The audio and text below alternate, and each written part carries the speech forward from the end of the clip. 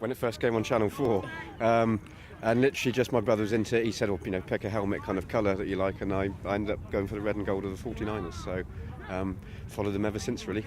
And just recently got back into it now because the Storm are here. So in training you can hit each other really hard, and it's always a case of give the hand to get back up, and it is really, because it's very much a team game. All 11 players on the pitch at any one time are vitally important to what happens in the game. So you can't let your teammates down as well. So it is very, very sort of camaraderie driven, definitely.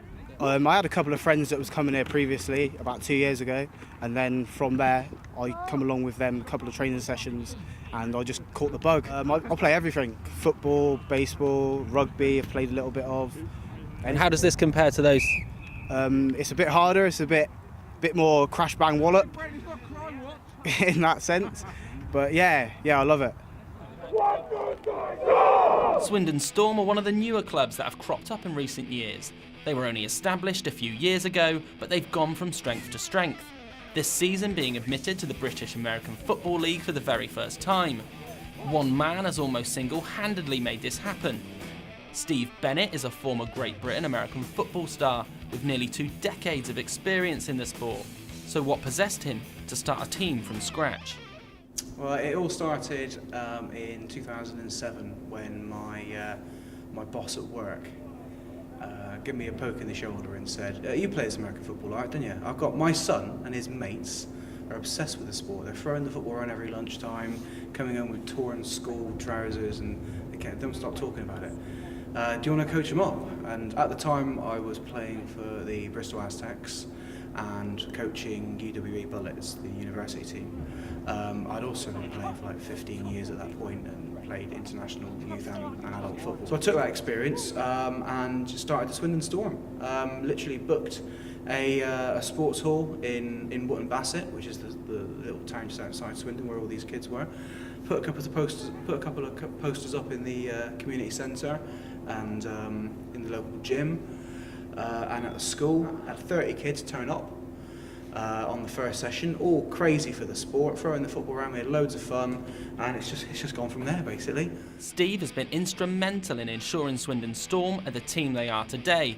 But what's his vision for the club? Yeah, sustainability is the biggest thing, and it's the infrastructure of the club that will help it survive. From my experience of working in other big clubs, the committee, they're the guys that make the team live for a long period of time. You can have the best coach in the world, but the day he walks out from the club, unless he's left a legacy to allow that club to continue growing, it's going to really struggle. And it would be great to see a young up-and-coming coach from another team bring new ideas in, and that would allow me to step back from the hands-on head coach role and let the team move on to its next generation and to see it become a sustainable product without me having to sort of do a daily grind on it, basically.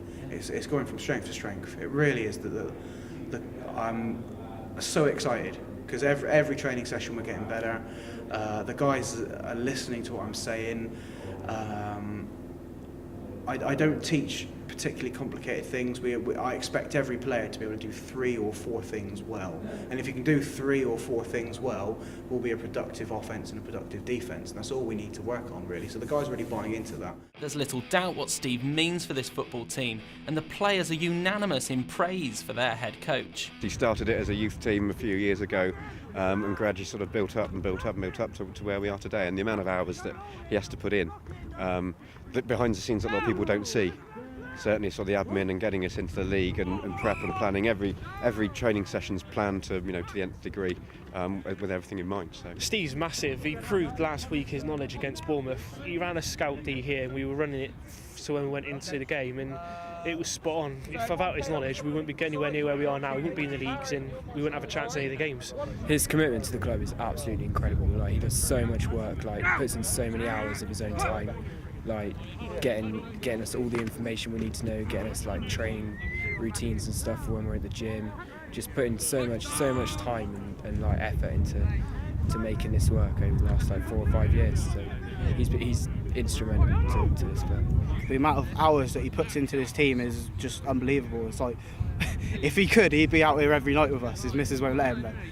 But yeah, he is one of the ones that lives and breathes it. Like he bleeds football through and through. Like if he could play now, he would be. Like I've seen him come to training and just have a helmet on, no pads or nothing, and tackle people. Like, you don't want to have a Steve Bennett tackle put on you, trust me. It's one of the worst feelings in the world. So what kind of attributes do you need to play the game? You just need the mindset to get better. You can come in as a clean slate, not know anything, and within a year, 2 years, you could be one of the, not the top, but you could compete at the level that we're playing at Div 2 at the moment and be fine. Because any player, any size can come and play. We've got some of the smallest people on this team give the biggest hits. So. You can have any attributes because it requires big people, small people, fast people, slower people, because you've got the line who need to stop people and the backs who need to run and quick and be able to catch. So there's just about a position for everyone, really. So. You can be the fastest guy in the world, but if you don't know the playbook and run in the wrong direction, you're no use to me. I'd much rather have a guy that is not as athletic, but turns up every training session, knows the playbook inside out, because the chances are he's going to be on the right part of the field at the right time. And what do the players think of the accusation that it's just rugby with pads? Come give it a go. I hurt more the first time after I'd done this than I ever did playing rugby. Come and try it. It is an aggressive sport, but it's not necessarily as dangerous as it looks. We've got pads on for a reason. They're safety equipment, not weapons. So it is there to protect you. And not to dive in head first with your helmet. That's not going to do you any good.